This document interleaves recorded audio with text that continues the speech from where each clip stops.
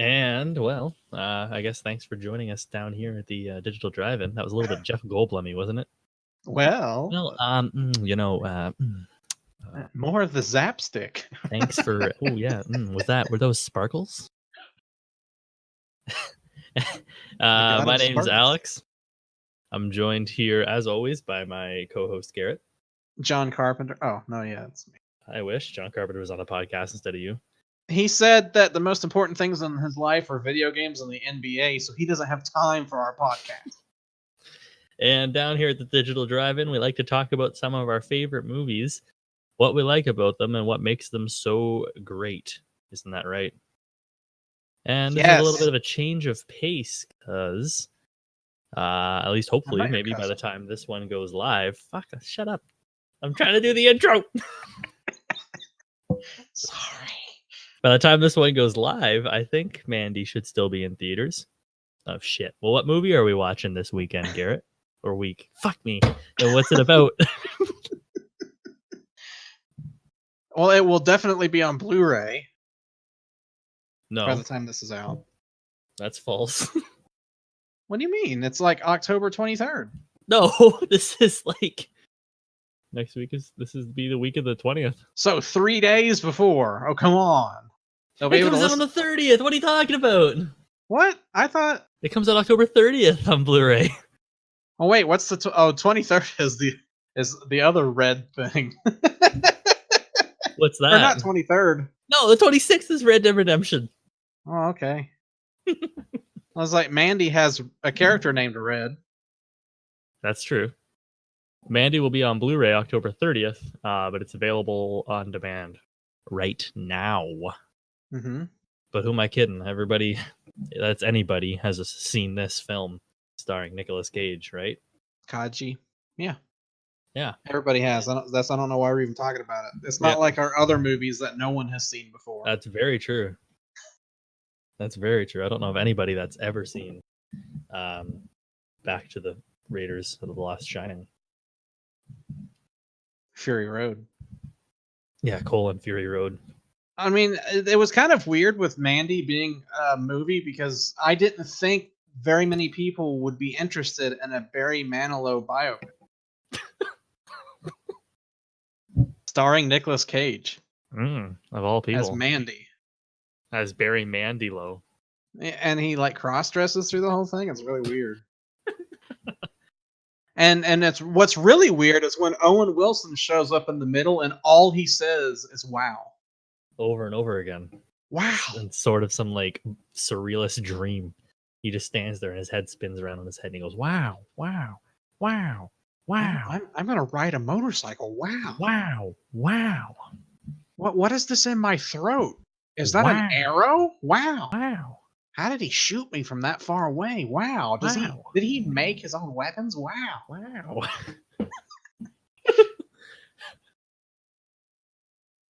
And this is why I have no friends. Why is this podcast already so far off the rails? Wow. Wow. Wow. I can't even believe it. Wow. So, Garrett. Yes. Why don't you go ahead and tell us what Mandy is all about? It is about 1983.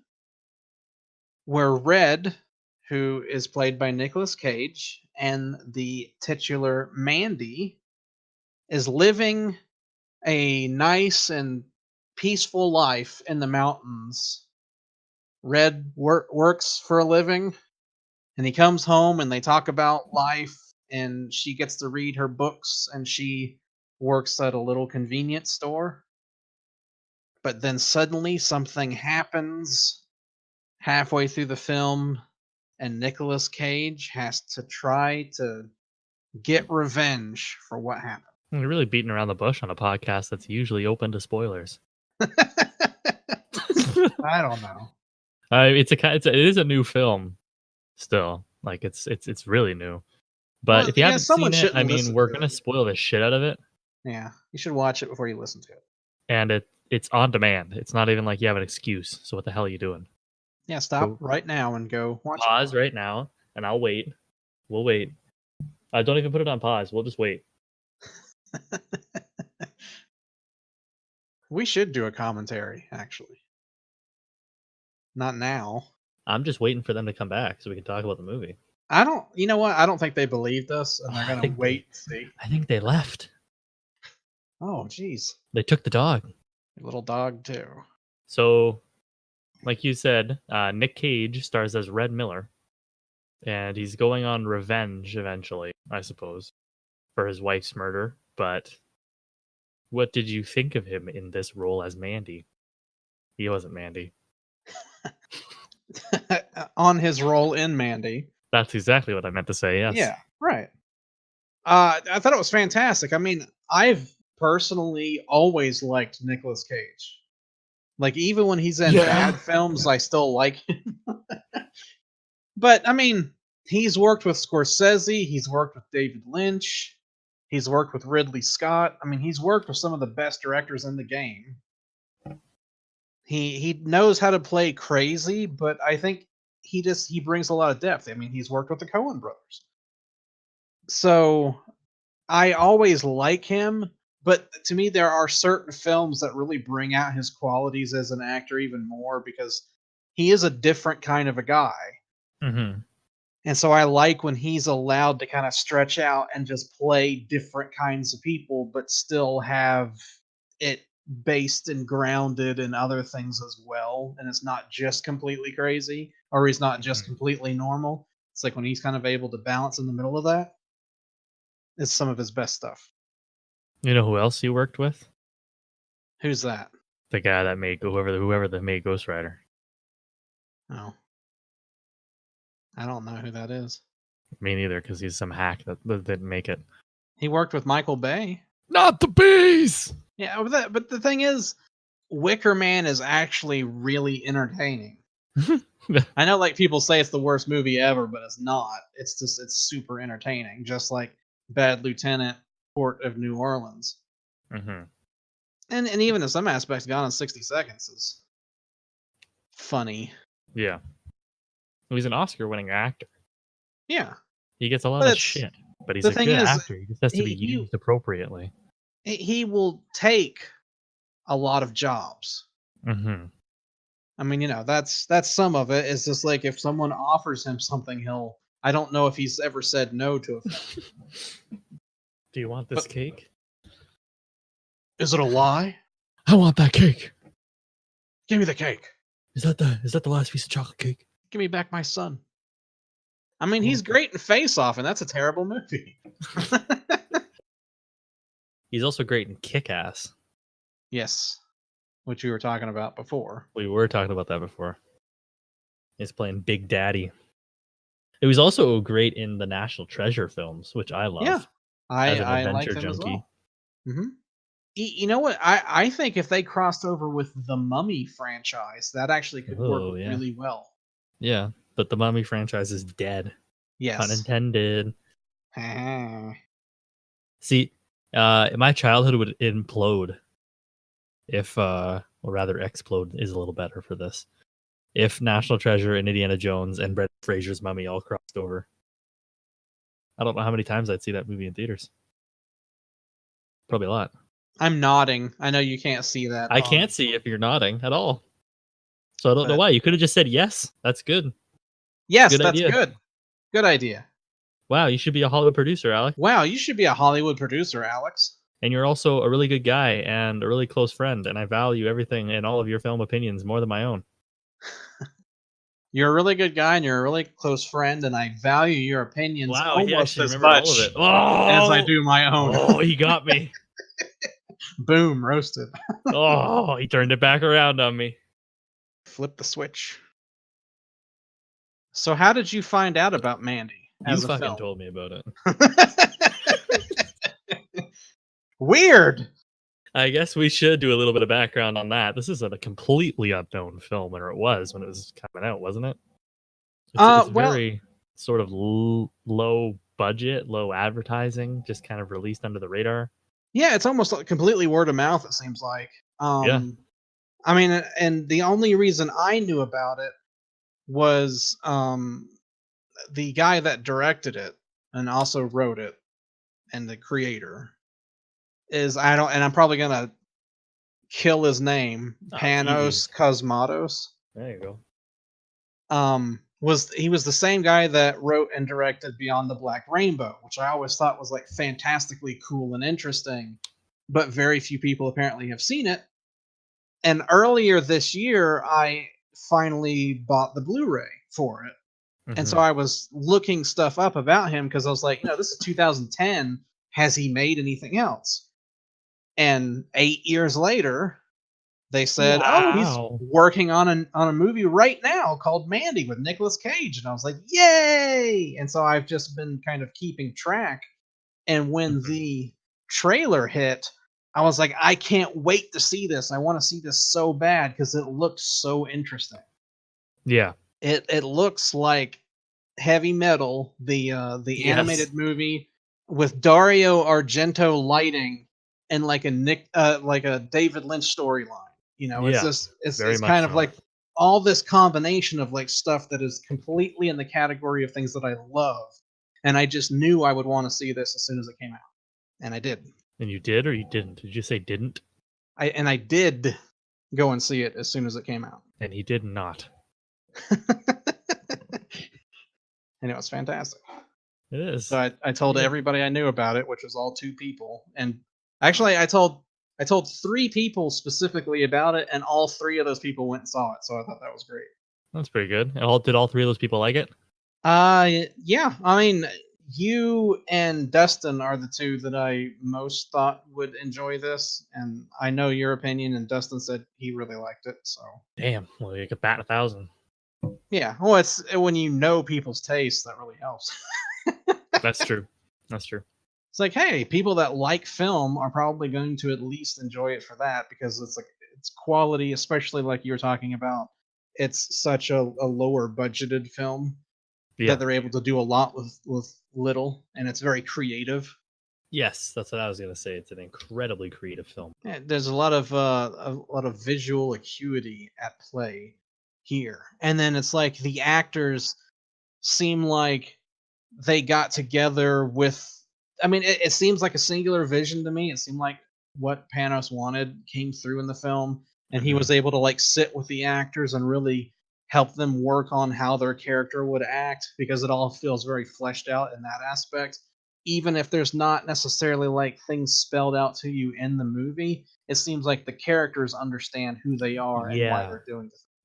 It's a very almost lived in world when we get dropped into it. Yes, Everything feels like it's existed for a very long time, and which it's is always something interesting. I like. I love world building in movies, and to see something like this where I'm dropped in and it feels like there's a long history with Red and Mandy. It feels like there's a long history with the Children of the New Dawn and with everything else. I just ate that shit up totally.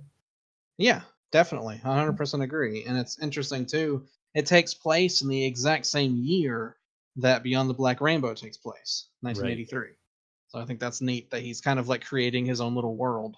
So he's literally been living in this world in his head for at Yeah. least a decade, if not more. Yeah. Now I haven't seen Beyond the Black Rainbow, but is there any, without spoiling it, like, could these exist in the same universe, in the same world? Um, Like, as in a probably Tarantino not. esque? Probably not. Probably You not. think he's I just a fan mean, of the time period and kind of the aesthetic? yeah.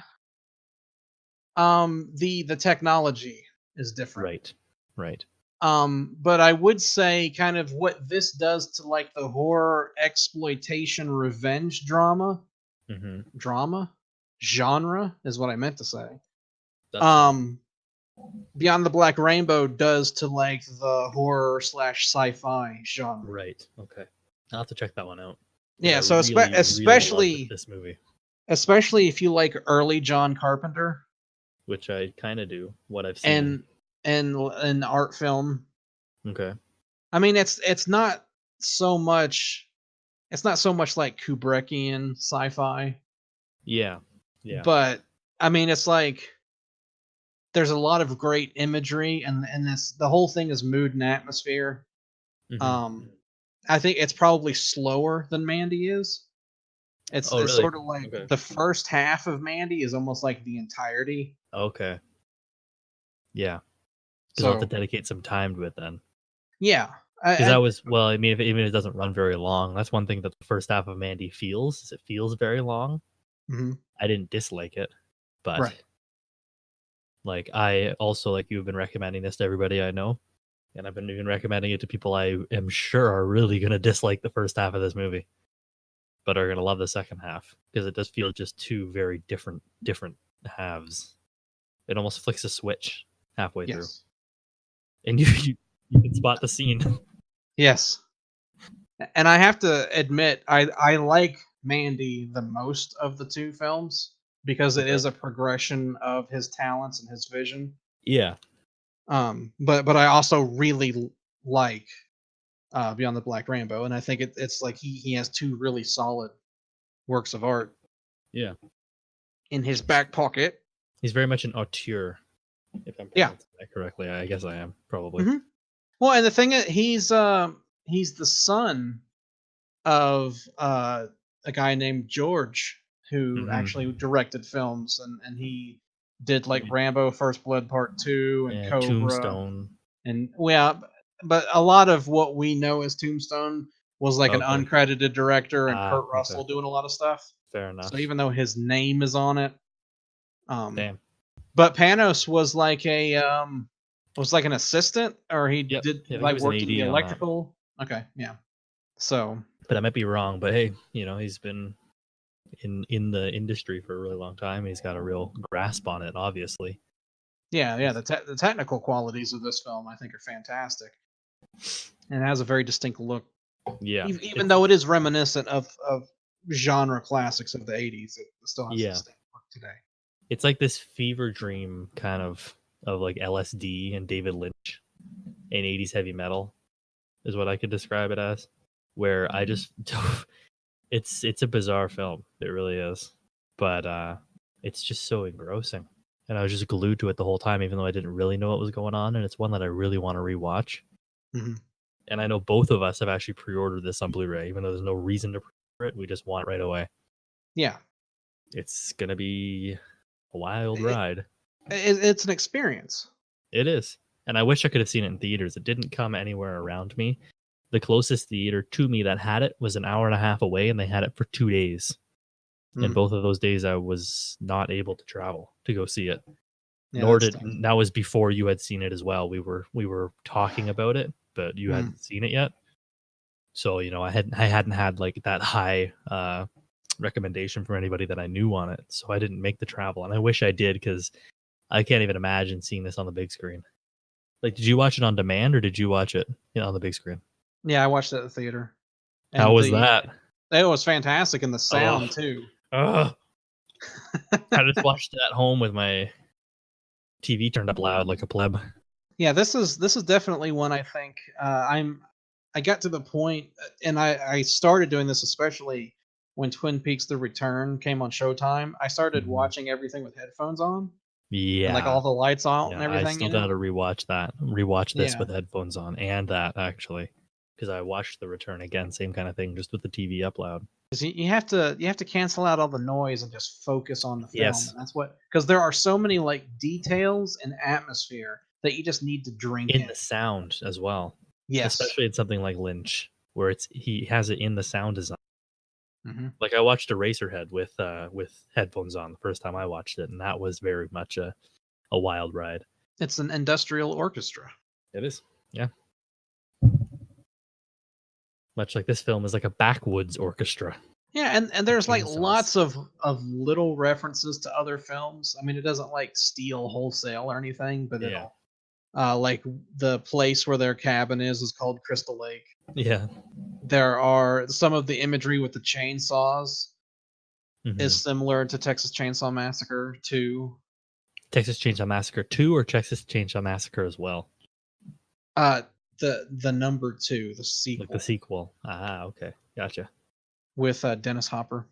Mm-hmm. There is a lamb that is outside that Mandy finds that might be a reference to Silence of the Lambs. Right. I'm trying to think. There's lots of like little. There's one point where the bikers kind of almost look like Cenobites from the Hellraiser movie. Yeah, that's very true. There is the strobe light flashing that is very Lynchian. Yeah, I noticed that for sure.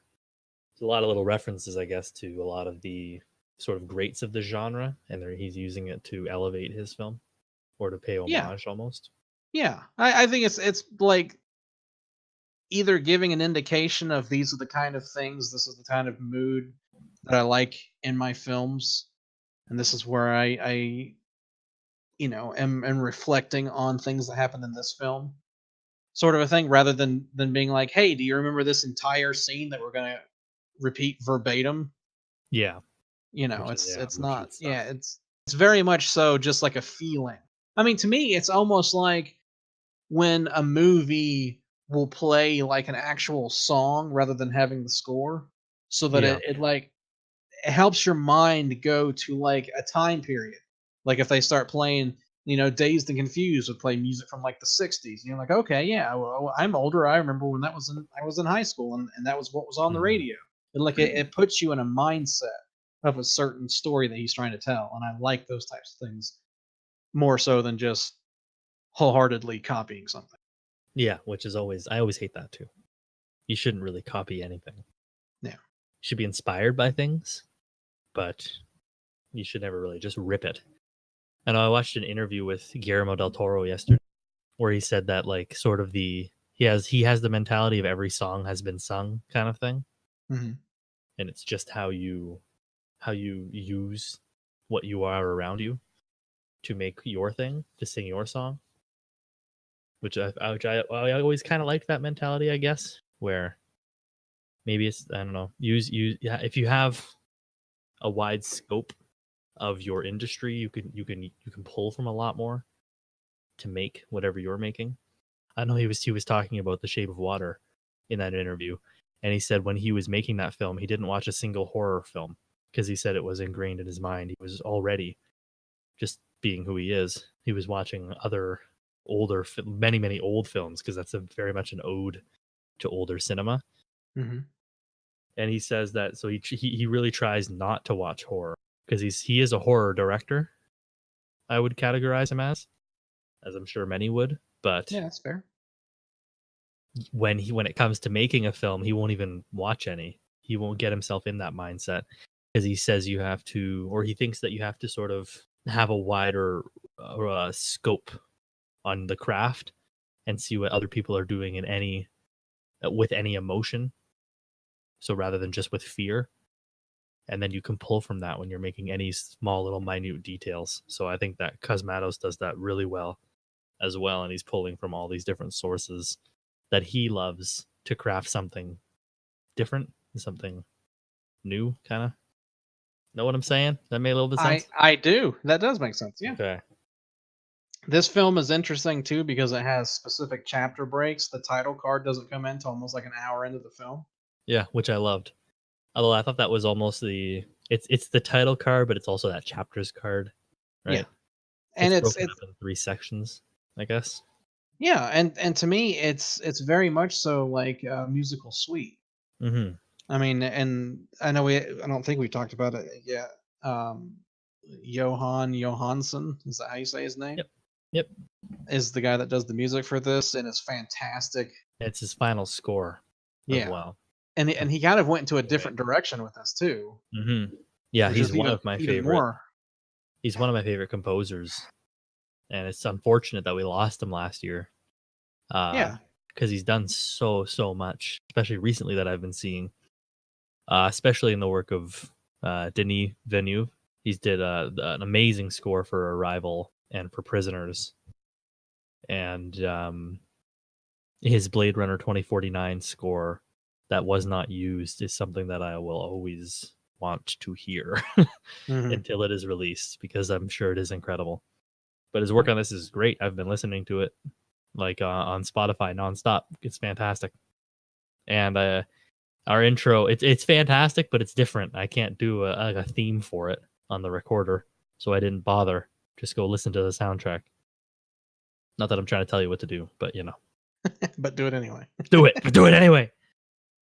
Sorry, I kind of stole your thunder there. What do you think of this score? No, I mean that's exactly in line with what I was thinking. Is I really liked it. It was really atmospheric. It put you in that right mood. He got it. It doesn't detract from the film. It adds to it. It's actually like situated, like it settles down within the film, and at some points of the movie, you're not even paying attention to like, oh, this is a good score. It's just like it almost feels like it's a music video where everything is made specifically for the music. Yeah. And it's just such a shame that he was going in this different direction and then died, and we'll never get any more or never see where he could add on Yeah. to from this. So that's like Yeah. that's a sad thing. But then it will always exist with this film, and I think this film is a classic, even if it's a cult classic. That a lot of people that are in the film industry seem to love this movie, Yes. and so Yeah. it is going to last forever. It's like, yeah, it's so unfortunate that we lost him, but it's like a magnum opus of a score. Hmm. And I guess I'm going through his filmography. There's some stuff didn't talk about that he had a really good score for. He's credited on Mother. There's no music in that movie, so I'm not sure why he's credited in that. Darren Aronofsky. There's no score in that movie, is there? You just watched it, didn't you not? I did just watch it, but There's no score in that movie. I don't think. There might be one in the end credits. But I haven't seen the movie, but his score for The Theory of Everything is pretty good. I think, did he win an Oscar for that? oh, I that's don't know. possible. And then Sicario as well, another Denny film that he did, has an excellent score. Very atmospheric and very mood building, which I think what he's good at and what he does well in Mandy, like we were talking about, right? His score for Arrival almost takes you to an otherworldly place. It's filled with language at the same time. You know, a lot of it is very vocal. There's a lot of vocal parts in Arrival that display that importance of language that's throughout that film. Or Sicario's sort of, Inception, like Right. gets you in that mindset of it's just setting you off and making you sort of tense. So yeah, very very very sad loss, definitely. So we talked about how the first part was slow of the Mhm. film, and then it gets to a point to where it flips the switch, and then it's different at the end. So you could basically say there are two different halves to the film. Do you think that that's a Where was the hold positive or on an before that? Where's the flip switch scene for you? What do you think it is? um I would Because say I've seen a couple different interpretations of where that switch is. Well, only really two different ones. I mean, to me, at the cheddar goblin scene. You think so? Oh, okay, I haven't heard that one actually. I've heard people say when he makes the beast, when he makes the axe, is when it Uh-huh. switches. Or where I felt it was when he goes in the bathroom and downs the vodka. Right, so that's right before cheddar goblin. Yeah. So I mean, to me, it's like you have this slow kind of build, and you're not Mhm. exactly sure what it's building towards, and then obviously something terrible happens. That's the crescendo, and then you almost have like an intermission where it's like you're tense with Cage, and then you have this really weird, almost out of place, You literally have like a commercial. yeah, it's a comedy sketch in Yeah. the middle of this like really It's directed tense. by the guy who did Too Many Cooks. Yeah. So you have this completely emotional scene, and him coming back into the house. You see this thing, and I was laughing my ass off So at was how I. hilarious it is.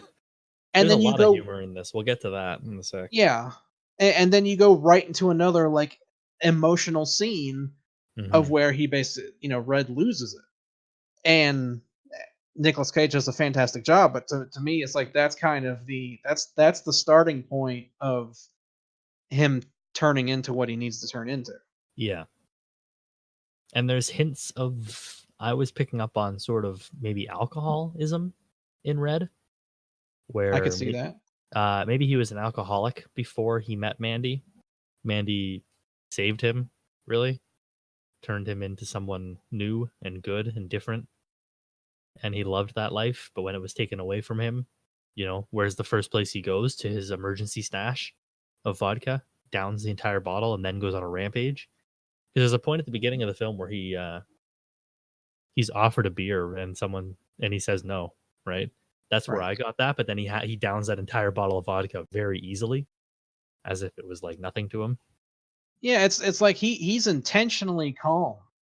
It seems like through Mhm. the whole, even when Mandy's like telling him things about her background and stuff that happens, it's Mhm. like there's room for the dialogue and for the actors to like breathe, and it's all very deliberately paced. Some people will say slow. I just think it's a deliberate pace. It's very deliberate. Yes. Um, and that's how he responds, and then he goes full on Nicolas Cage Full after that. on. Yeah, right. Full Cage. The cagiest I think he's ever been or has been in a very long time. My favorite part of the movie, and we were talking about a little bit of humor. My favorite part of the movie, Garrett, what do you think Mhm. it is? I stood up and clapped in my house. I don't know. Why don't you tell everybody? I'm not. I mean, you got to guess. I'm not gonna guess. You got to guess right now. It's when he steals the Declaration of Independence. That's another National Treasure joke for all y'all out there. When he talks about that the guy ripped his shirt. No, although I'm gonna buy that shirt. You can buy it online. Yes. Um, no, he there's a part where he's killing like the biker dudes, and he goes up to one, and I don't exactly remember if he stabs him. I think he stabs him, and he grabs his head and he snaps his neck, and the camera whips in on his face, and he has like this really big smile, and then he goes down on the ground, picks up a shard of glass that has a mountain of cocaine on it, and does a giant bunch of it, Mhm. and then he's like, yes, and then he continues on his quest. And that's my favorite part of the movie is he snaps the guy's neck, does a shitload of cocaine, and then continues killing. Or the one guy's head's on fire and he lights a cigarette with it. Yes, I actually said that too when I was watching it, and I saw his head going on. I'm like, please light the cigarette. I said if he lights the cigarette on the fire, it's an instant like 5-star for me, and he did, and it is. Oh, it's so good. There's so many good moments like that, or the chainsaw fight Mhm. when he walks out and he's like, I'm gonna fuck you up with the chainsaw, and the guy gets up and he pulls out a longer chainsaw. And then his doesn't even start. Yeah, and they have a chainsaw sword fight. Oh, and there's some moments of visceral violence in this movie, isn't there? Yes, yes. I mean, Visceral. it's brawl in Cell Block 99 violence. Is that what this is? What that's like? Still haven't seen it. Oh, whoops. I mean, there's a lot of different things that could mean. Is it the neck slitting with the blood? I'm not gonna talk Yeah, it is. anymore. That's a good part too, eh? When Red slits the one monster's throat, it splashes all over his face, and he's like smiling the whole time. There everything about this movie. I mean, like the way he gets weapons. I mean, it's like everything is stylized. Mm-hmm. And it's I mean there's animated sequences when he's going Mm-hmm. crazy, and it's like and there's it like going against your expectations, which can be a bad thing depending on how it's done. But it's like you expect like these bikers to be the big bad villains, Yeah. and Yeah. and they almost seem like demonic because they have to be called by like the special horn. You have to be The in the Horn of special place. Abraxas. Yes, which Yeah. Abraxas is another bad movie with Jesse Ventura. Yeah. Um, and it's like they call them and then they have to give them some sort of weird substance, and it's like they have to give a sacrifice to these people to do their bidding. And there's like this cult, that's the ones that are actually that know about these bikers. But then like through part of the film, it's like, okay, are these actually demon people? Because at some point this Bill Duke is like, yeah, they're just these bikers that got this. They're all on bad trips. Yeah. They've never come down off of LSD, and so they're just crazy. Yeah. And so it's like the perspective of the characters and of you as the viewer is constantly changing as things are revealed. Mm-hmm. And it's like almost shining levels of, do you take this to be a ghost? Do you take this to be something supernatural? Do you take it to be in Red's mind? Do you take it to be the drugs he's taking? Mm-hmm. And then the very stinger at the end of the film after the credits gives even another idea of something that may After be going on. after the credits. Yeah. Hmm?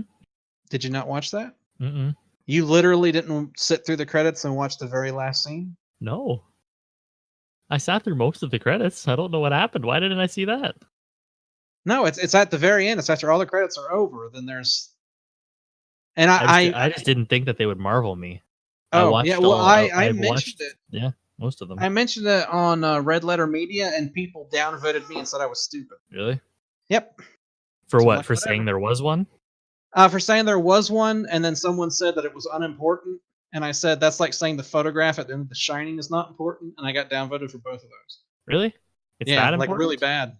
I thought it was. Oh shit. Well, what is it? Just tell me so we can continue on this tangent, and we don't have to like go fucking whatever. We get to see what Mandy was drawing on her art board, and it's all the Mm, things that happened to Red. really? Yes. That's kind of cool. It's like a tiger, and it shows him in his 44 shirt, and it shows him with like the axe, and it's like things that should not have been drawn. So then, like, you start asking questions: is this Mandy tripping out on LSD before she gets killed, Mm-hmm. thinking this is what's going to happen to these people because she knows who Red is? Or is the Mm-hmm. whole thing just the story in her mind because she likes to read her books and that's what she was going through? Oh, You know, jeez, or yeah. is it just like a neat thing that the director put in? You know, because at the very end of the film, before the credits, it scans up and we see the planets and everything that they were talking about Mm-hmm. earlier, and it's very fantastical. You know, Saturn's pretty cool. uh, what about Galactus? He like eats planets. Knock knock. Who's there? Erik Estrada. Erik Estrada. Who? Erik Estrada from Chips. I just love. Panos said that a friend of his told him that joke, and he laughed so hard. He's like, "I'm gonna have to put that in my movie." I laughed pretty hard at it. It was pretty funny. It's one of those perfect anti jokes. Yeah, This movie has a lot of I don't know if it's intentional or unintentional hilarious moments. yeah. I mean, that's the thing is it seems to me it seems built in like Mm-hmm. how real people have inside jokes and do things, but at the same time, there is that rawness and that realness of emotion, which Twin Peaks has that, where it will be something crazy and ludicrously almost bad. It's almost like so bad it's entertaining type acting that you're Especially in the laughing. first season, I'd say. Yeah, and then as The soon second season as like took it like and actually never mind, I fucked it up. It went away from the satire and into actually becoming one of it. You know, right when Lynch wasn't actually involved, that's yes. and that's the thing. It's like you have that really terrible love song that's I being love that sung. song so much. Yeah, and it's like, and it goes on for like 4 minutes, you know, Just you and it's like you think, well, that's going to end the episode. and I. That one, Yeah, but it's so and perfect. yeah, I know it's like perfect with the characters, but you're kind of Yeah. like laughing at it Yes. because Yeah. like you don't Horrible. expect him to be in that high of a register, You're right. and the girls being into it, and them looking at each other. It's almost like it reversed to the 50s. Mm-hmm. And you have all that, and you're like, nobody would think that was cool in the early 90s when grunge was like the big thing. Yeah. And then after you feel that, and it's completely got you, it's like your guard is down. Then suddenly Bob walks across the back of the room Yeah. and comes towards the camera, and it freaks you out. In one of the because best you, moments in the entire series. yeah, because All you are 3 seasons. completely unprepared for it. Yeah, because you just just experienced this cheeseball fucking thing. yes, and I love that dynamic, that difference. It's the same thing with Jack Torrance, Mhm. teasing Wendy about give me the bat, and then she fucking beats the shit out of him. And it's like you don't expect that to happen. You expect Jack to do something terrible to her, to take the bat, and it doesn't turn out that way, and it actually is silly to horrible. And the thing is, laughter and being frightened, there's not that big of a difference between those emotions, because sometimes when people are really scared, they kind of giggle because they can't really handle what's going on. And I think Mhm. that's interesting that directors tap into that. Cronenberg does that with his body horror. Right, yeah. And it's like there's a lot of these really good directors or directors that I specifically really like the way that they do their styling in their films that can tap into that humor slash fear. And I think that that's interesting when they do that. I would agree with you, Garrett. Yay! I love that song in Twin Peaks too, going back to that, because it's so fitting with With how a Django. high school kid would write this shitty love song for Yeah. two girls that he loves. He was always cool, man. Oh yeah. Riding off into the sunset, getting it on with random 40-year-old women a couple towns over. Hell yeah. Classic James. Maybe we'll do a Twin Peaks I don't know, sub series or something. Yeah, that'd be fun. One We talk episode on the about it first enough. season, one episode on the second season, one episode on Firewalk, one episode on Return. Something like that. That works for me, man. The Twin Peaks month. I don't know about all in 1 month. We can spread it out a little bit. Everybody's So we gonna can watch check it out. ahead of time. Yeah. Oh yeah, so we can watch it ahead of time too. I think it'll be good. But did you feel like, especially with the current, I guess, state of cinema, that this is sort of a breath of fresh air? I 100% think so. Especially with the stuff that's come out this year. I think Hereditary is the I've seen this year that's been different and like worth talking about it because it's different. And then this came out and it was even more different than that because Hereditary borrows a lot from like Rosemary's Baby and stuff like that. Mm-hmm. I mean, this one borrows a lot too, but that one's Hereditary is a little bit more overt than this is, I guess. I think the thing is, we've seen a pushing of independent films, and I think A24 is one of those that does this. Mm-hmm. Of trying to get more independent voices out there, trying to have things that are different from just the mainstream. Because mainstream, I mean, don't get me wrong, it's extremely important to have crowd pleasing movies. It's extremely important to have money making films, but it also, I mean, in the interest, and I know a lot of people talk about male female, like there needs to be a balance, there needs to be enough of an initiative to get other people so that there's some diversity. But the thing is, diversity is not just racial and sex or gender, whichever one you want to consider it. Because those are like the most simplistic dividing lines possible. Yeah. There's also diversity of thought, diversity of experience, diversity of age. I mean, there are so many things that are beyond the scope. It's like there are female directors that have a mindset like me and will do things the way that I like them too, but they're also unpopular. So what was that? I'm kidding. I said name 15. Name 15? I probably couldn't name 15 off the top of my head. Did you see the Ghostbusters 2016? Why? I didn't. Because I don't like reboots. How dare you? I don't love Ghostbusters 2. You sexist pig. Jennifer Chambers Lynch is probably one of my top amount of directors. It's hard for me because Yes. When you watch, I was just joking with you. I know, Don't but worry, I'm not castrating you. I wouldn't think so. For the audience that doesn't know me, I've watched close to 8,000 films. Yes. And that's not counting television shows or internet shows or video games or books or anything. That's life. I've watched I don't have a life. I watch a lot of film. I take in a lot of This stuff. is a life. This is a life. Yeah, no, I choose it because I enjoy it. I don't do it because of anything else. So I choose you, Pikachu.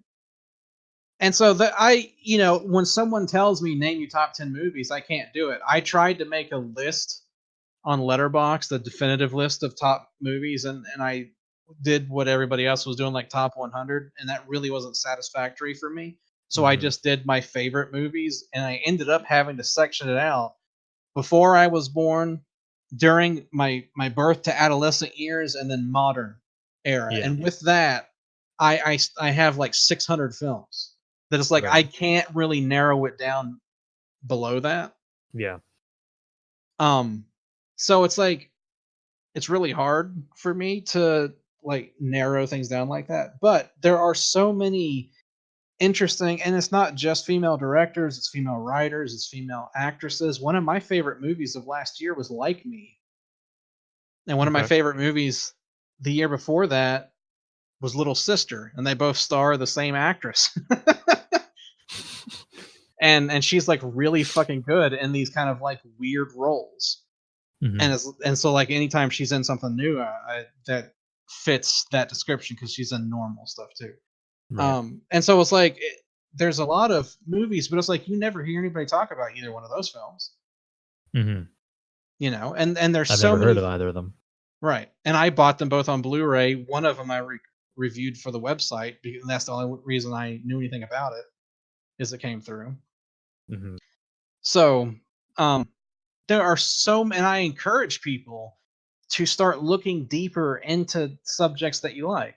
Now, Yeah. sometimes you'll run across a piece of shit like The Bad Batch that's terrible and you don't even want to finish it. But that's what, just keep going because But you it's will something find you some. watched. You watched it still, right? Yeah, It could have been really good. Unfortunately, it wasn't. But right. It could have been, but that's the thing is and pay it don't just pay attention to, like, some people just like, okay, Nicolas Cage is in it. And that's fine, but don't just pay attention to who stars in it, because yeah. sometimes like if you start noticing like creative teams, like Hmm. you like Taylor Sheridan, Yes. Yeah, I so do. you start seeing things that he wrote or that he directs now, and then you'll see things like that are really good, and he has put out some fantastic films. Yes. And that's what we don't need to just say that movies are only for entertainment, they're only for popcorn, they're only for forgetting your troubles. Hmm.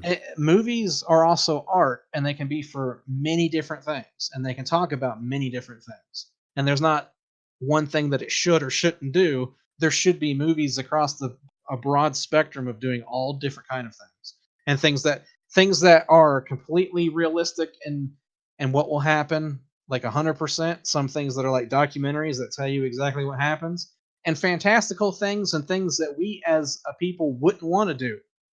You don't want to rape, you don't want to murder, but to see how people react to that and how those things happen, and put it in this element of a thing is so interesting Yeah. to understand or to see or whatever. And I think that's one of the things that Mandy does. I wouldn't want to go out and do revenge on people and do physical harm to people, Yeah. but it's interesting to see a movie that touches upon that subject and touches upon the male ego, and one man that wants something and another man that doesn't want him to have that. Right. And a woman that doesn't want him to have that, because it's one of the things we didn't even talk about is the cult leader who Yeah. does We his didn't talk own about music. him. And that actor is fantastic, and not only is he really good, um have Hmm. you I don't know if you've ever I'm trying to remember what his name is. Linus um Roache. that's it, is an actual cult leader. Really? Yes, his dad was a cult leader in California, or no, maybe his dad was in Britain, and this guy Linus Roach runs it in California. But he's been Jeez. doing it since like '94, so Okay. it's not like he was even that big of a stretch. Right. Yeah. Holy. I didn't know that. Originally, Panos wanted Nicolas Cage to be the cult leader.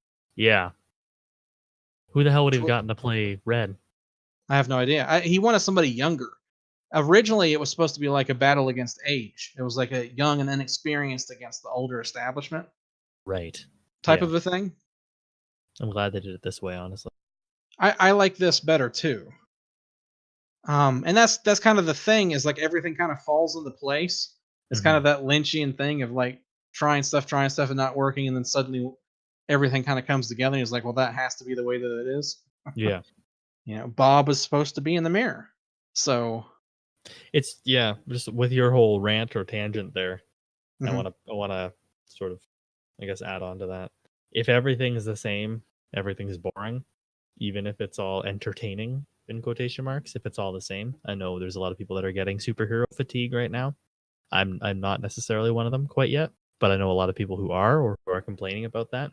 So if that's all that's in theaters, I don't want to say it'll die, but I feel like it'll die, right? The art of film and the art of the theater and the studios and all of that.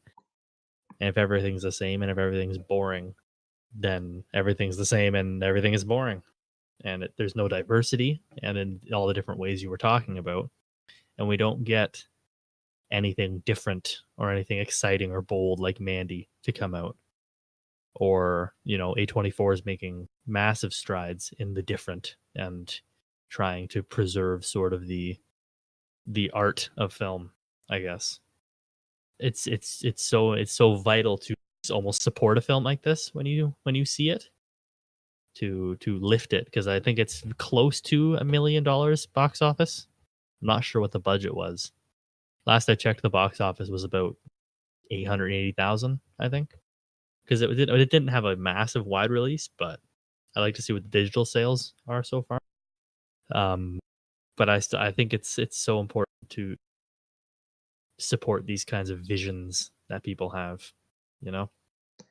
Oh, I 100% agree. And when people say like vote with your wallet, like Yeah. not going to see a Marvel movie or a Disney film isn't going to like hurt people because they're going to make tons of money anyway. Yeah, to some extent.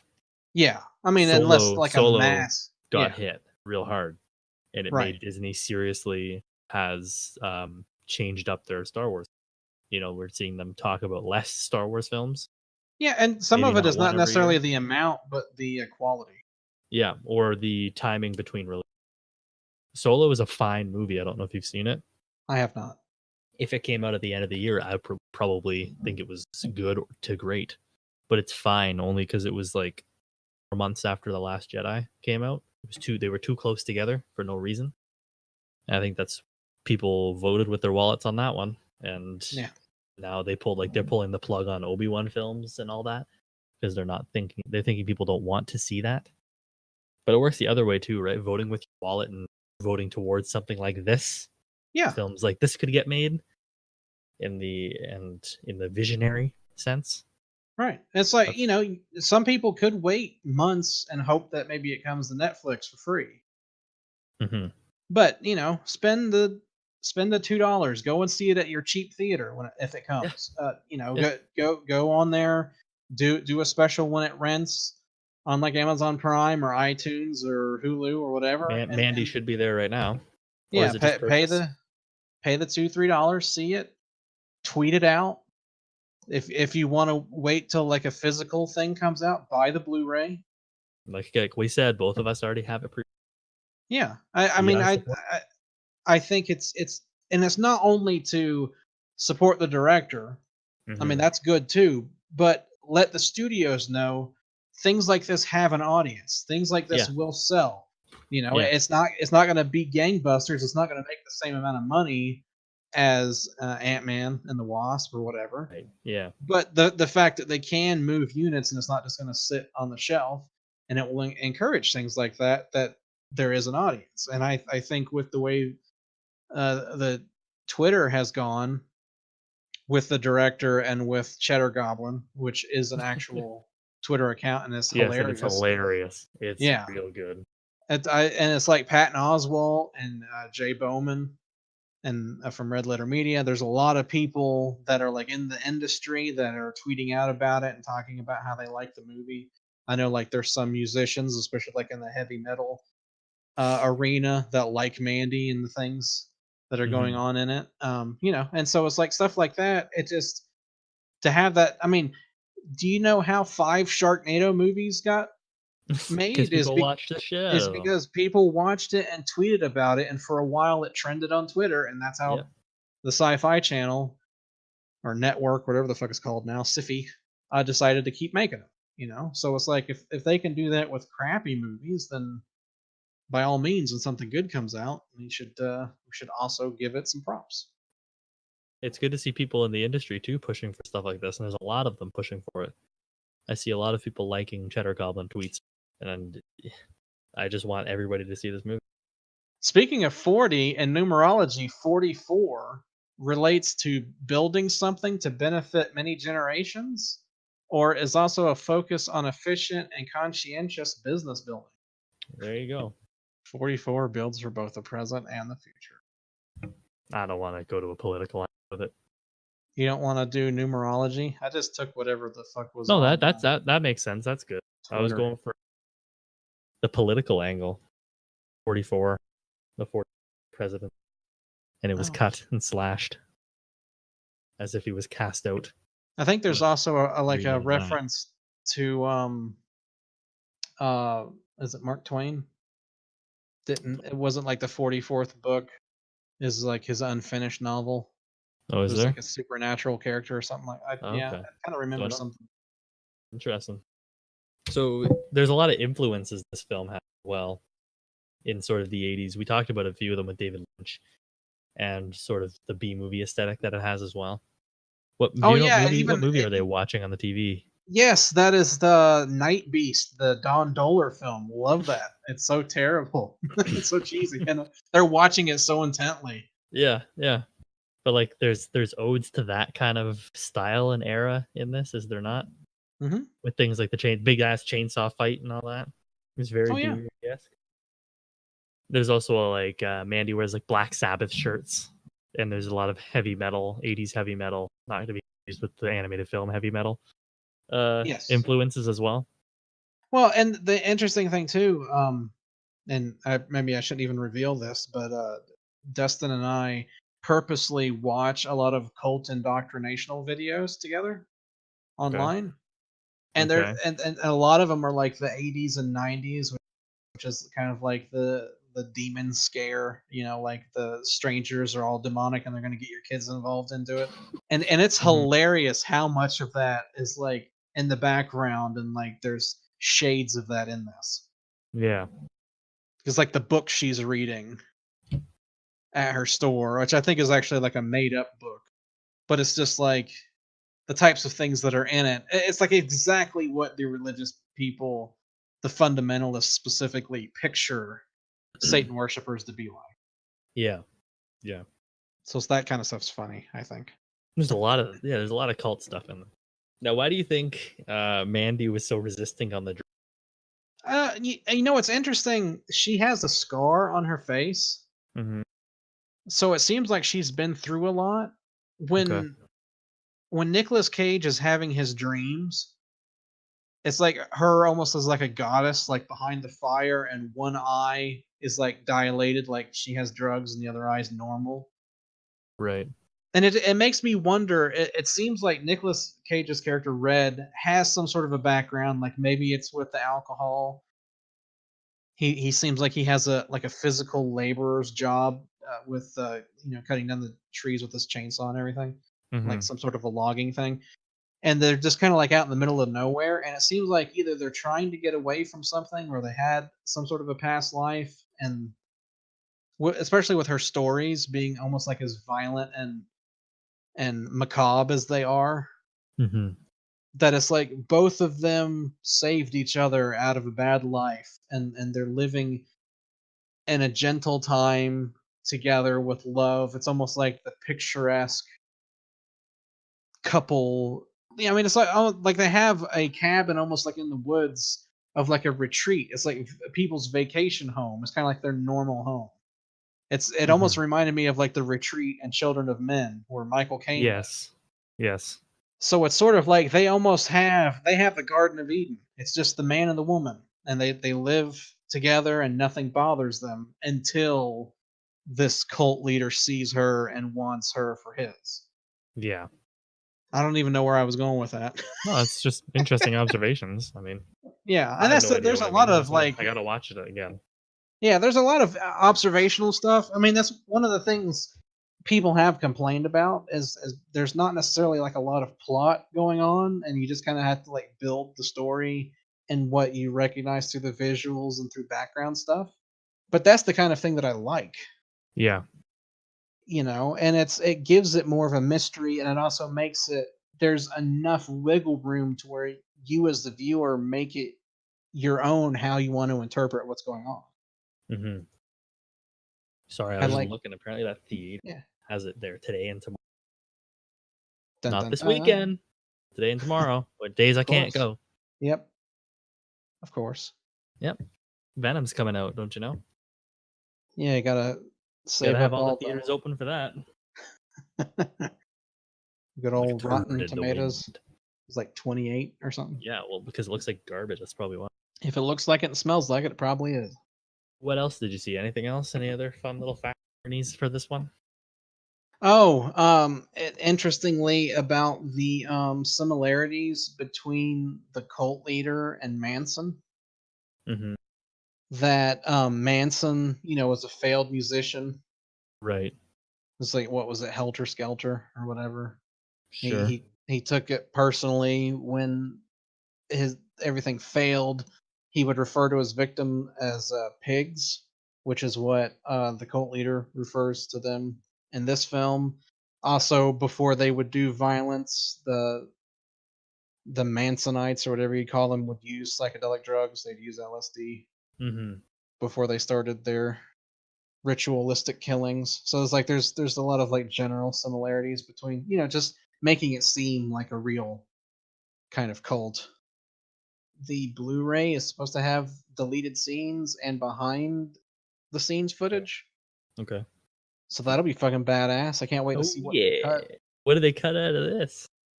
I mean, it might not be anything long at all Yeah, it because might just be like Nicolas Cage going. it's just going to be like a longer version of that. Yeah. Drinks the vodka. I'll cut all that I out. That's fine. Do I'm whatever you gonna cut want. all that out. No, I'm cutting all that out. Amazon has Mandy. 23% of the ratings is 1 star and 58 is 5 star. I mean, it's literally one of those love it or hate it kind of films, I think. Yeah, yeah. And I think we're both firmly in the camp of love it. Oh yeah, I mean, we wouldn't have done it. We wouldn't have on done the- one. We were going to do something. Well, we were going to do something more in line with what we already have done, which are like movies we've seen quite a few times or whatever. But I think once you watched it and then told me to watch it, once I watched it, we both just sort of this infatuation with it, and we just simply had to talk about it. This is actually the first time that we talked about the film, is it not? Yeah, yeah. Yeah. I mean, I purposely said we were not going to talk about it until we're not going to talk about Judy, but we're also not going to talk about Mandy until this podcast. But I would also like to watch it like 6 more times and maybe do another podcast on. No, but it's film that Well, I think is gonna benefit a lot from watches and yes, and trying to look in different locations or look for different things or have a different mindset going into it. yeah, because like he has a tiger on his shirt, and then he Yep. actually runs to a real tiger. There's Yep. so many things.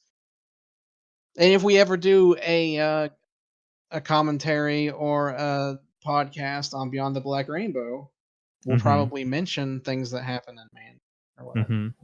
So Definitely. the Blu-ray has a behind the scenes featurette, and then it just says deleted and extended scenes. So Okay. Hopefully a couple deleted ones. that would be great because it's already like 2 hours and a minute or something Something long, like that, yeah. and it will have English subtitles for those that are interested in stuff like the That's good to know, I guess. English, Spanish, and French. Wow. Oh fuck. I hate Canadian Blu-ray releases too. Just because it's gonna have the title twice or whatever. You ever seen Canadian Blu-ray releases? In the Yeah, spines, especially. I have a couple like Wayne's World. I think there's a couple. Like sometimes things will go out of print, and Or Canada will still have it. when it says it like the cover art is Mandy, and then underneath in parentheses is like French version. La Mande, No, actually, I think it's just called Mandy. Mandy. I mean, I would Yeah, have well, it'll loved be it it'll be on the spine twice. if Arrow would have come out with it, or if they would have had a Maybe 4K eventually. release. But Yeah, maybe eventually. I'm sure somebody will pick up this for something like that. It seems right up Arrow's alley. Does it yeah, not? but Beyond the Black Rainbow, I mean, it was a magnet release, which is like a kind of more of a budget release, and it's like $12.99. Been that way forever. Right. And no one ever came out with anything more, and there's no special features, I don't think, on it. But is this one a little bit more like of talked about film online and all that? Um, I would say it's fairly similar. Oh It's yeah, just this one has a little bit more of a social media presence right. because Obviously, I mean 'cause that one social was media is on.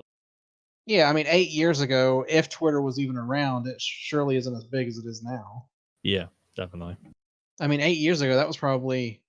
I mean, was Facebook even doing anything? That was probably like Yeah, MySpace. 8 years. 8 years ago. How long ago do you think this fucking is? I don't The know. Social Network came out 8 years ago. Launched 2004. The Social Network is 8 years old. The Facebook movie. Well, I don't remember.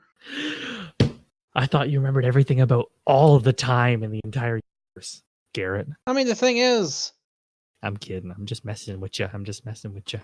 you know what, fool? Hey, no, don't be talking like that with me now, boy. Listen here, you see. Now I implore you. I mean, the thing is, when Facebook was even public was 2006. Mm-hmm. That's only 4 years. I mean, it's not even like literally 4 years. It was probably like 3 years or something. I got you though. It's probably around the same amount of buzz then for that one, just in Yeah, different I ways. would say yeah, it's one of those where it's like people noticed that it was different. Now, This one, oh, do you think he'll take 8 years between this and his next film, I don't know. I hope not, but I mean, or it's do you think it'll be next year, the Star Wars film, no. I mean, to me, if he has to take 8 years to make for a something film, like this? then fine. Fucking go ahead. He Yeah. can Kubrick it, and then we'll only see one every decade for him, Yeah. and we'll know that as soon as it comes out to go see it because of what it's going to be like. Yeah. That's true. I would rather have that than go and see one of my favorite upcoming directors, Alex Garland, completely fumble Annihilation and not be impressed with it whatsoever. Mm-hmm. I think I'm a little warmer on that film than you. That's We fine. won't get into that though. It does not hold up as well on watches, or as well as at home versus in the theater. But Yeah, and the thing too with that is if you're paying attention, it's very straightforward. yeah, There's not a lot to it. It's not as smartly written as it should be. got anything else for me on Mandy at all? We just talk about movies in general. Yeah. No, again, I don't think so either for now. Maybe we can do. Eventually, we'll do like a revisited if we revisit some movies. Maybe Sure. this will be one that we revisit after we've seen it a bunch more times. And maybe we'll have more to talk about then. But we'll see about that. But I hope people have already seen it before listening to everything. But if they haven't, I urge you to go see it. Yes. See it as soon as you possibly can because it's something else. It's a very good movie. Probably my favorite of the year so far. Yeah, easily mine. But I haven't seen a whole lot of stuff in 2018 either. It's this and Avengers. Just because of the event aspect of it. Hereditary is up there. The Mission Impossible is pretty good. We're getting into that point of the year where all the movies I not actually care about, but all the movies that are like more than just entertainment are starting to come out now. Mm-hmm. So we'll see in the coming months what happens with Mandy. But I'm sure it's not going to go very far. Certainly will stay in the top 5, I imagine. Unless some really fantastic stuff comes out. You never know. Yeah, which I mean I would never be opposed to. What's happening next week? I don't know. You don't know. Oh, you picked it, didn't you? Yeah, next week to celebrate the release of a little something that we've been excited about for a very long time now, haven't we, Garrett? pretend we're 3 weeks away because we're recording this podcast well in advance of. I'm trying not to think about it coming out because then I will be sad. Pretend it's next week. Oh gosh. How excited I have time are off you? work too. I would be fantastically excited. So to celebrate the release of Rockstar Games' newest magnum opus, Red Dead Redemption 2, we're taking a look at a Western film. We're doing a modern Western because we also wanted to do a Quentin Tarantino film at some point. So we'll be taking a look at Django Unchained, which is a reimagining of the 1960s Django Western series as well. The D is silent. And I actually haven't seen Django Unchained in a very long time, so I'm very excited. It's been at least a year. I haven't seen it since it came out. So, well, it'd be great then. So if you watch the movies along with us, be sure to check out Django Unchained for next week, or whatever. And smash your hand into a glass, but keep acting. Yes, exactly. They were gonna say smash that like button and hit the bell to subscribe. Oh gosh. But be sure to follow us on Twitter at digital_podcast. You can also follow either of us on Twitter at one of our names. I don't know what they are. You don't know what your name is? I'm at Alex's Reviews on Twitter. Garrett is at Garrett Donardo on Twitter. I have no imagination. Be sure to follow us. Get latest updates on the Digital Drive-In and other things we deem important. Not important. We don't really give a shit. And we'll catch you all on the Digital Drive-In next week. Say goodnight, Garrett. Good night.